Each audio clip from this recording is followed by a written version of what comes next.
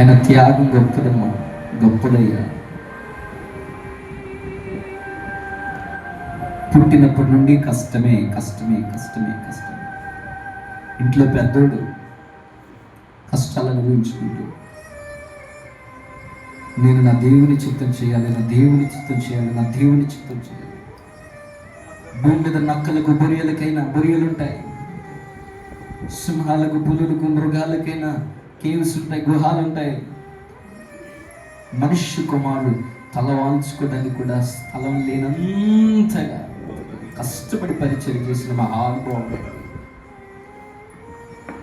చివరికి కలిసిపోయి ప్రయాణంలో ఉన్నప్పుడే నావలో తలవాల్చుకుని నిద్రపోతున్న ఘట్టాలు ఎన్నో ఉన్నాయి నా దేవుడికి. ఎక్కడ కూర్చుంటే అక్కడే కొద్ది ఆహారం తినేసి పని పరిచర్య అంటారు. నశించిపోతున్న గొర్రెల యొద్దకు నేను పంపబడ్డాను, వారిని రక్షించాలి అంటూ పరుగులు తీసిన పాదాలయ్యి ఏ తప్పు చేయని మహానుభావుని పట్టుకుని కొరడాలతో చీల్చేస్తూ ఉంటాయి. నేను దోషిని కాదు, ఆపండి అనే మాట కూడా నా యేసేనట్లేదు. శిరస్సు మీద ముళ్ళు పెట్టి తల లోపలికి వెళ్ళిపోయేటట్లుగా గుచ్చి రక్తం కారిపోతూ ఉంటే భరించలేకపోతున్నానని ఒక్క మాట కూడా అనలేదు నా దేవుడు. పాదాలు రక్తసిక్తమై నరాలు ఉబికిపోయి నడవలేని స్థితిలో కూడా,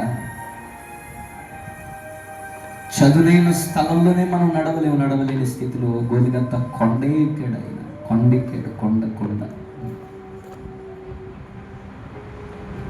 ఏదో పెద్ద పాపం చేసిన దోషిలాగా ఇద్దరు దొంగల మధ్య ఆయన అలాగా వేలాడుతున్నాడు. ఈ దృశ్యాలన్నీ నీ కళ్ళెదుటి లేవా? ఒక్కసారి జ్ఞాపకం చేసుకోండి. మధ్యాహ్నం 2 నిమిషాలు ఆయన త్యాగాన్ని ఒకసారి గుర్తు తెచ్చుకుని, మనం ఆయన కోసం ఎంత బ్రతుకుతున్నామో, ఆయన్ని దుఃఖపెడుతున్నామా, సంతోషపెడుతున్నామా? మనుషులను సంతోషపెట్టడానికి మన ప్రయత్నాలు ఉన్నాయా? దేవుని సంతోషపెట్టడానికి మన ప్రయత్నాలు ఉన్నాయా?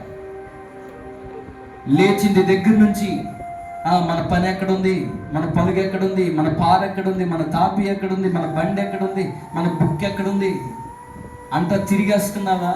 లేవగానే కాసేపు ప్రార్థనలో ప్రభు కృతజ్ఞతలు తెలుపుతున్నావా?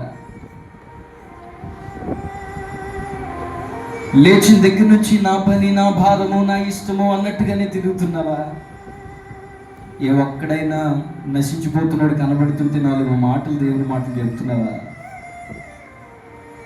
అమ్మో రేపు ఆ భారం ఉంది, రేపు ఈ భారం ఉందని రేపటి గురించి చింతల్లో బతికేస్తున్నావా? ప్రభు మీద భారం వేసి బతుకుతున్నావా?